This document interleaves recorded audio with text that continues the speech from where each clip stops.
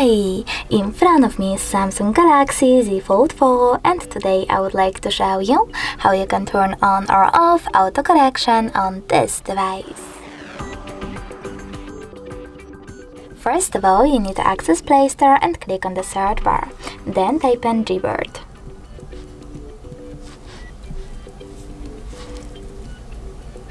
Now you need to install this free app from this developer and when it's ready, open it.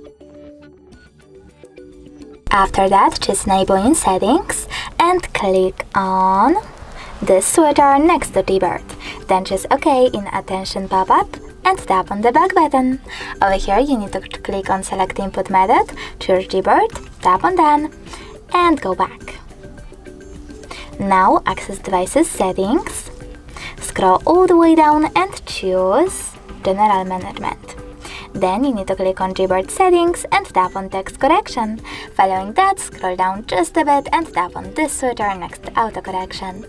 As you can see, automatic text correction is now off, but you can always turn it back on by choosing this same switcher. Thanks so much for watching. If you enjoyed this video, don't forget to leave a like, comment and subscribe. Bye!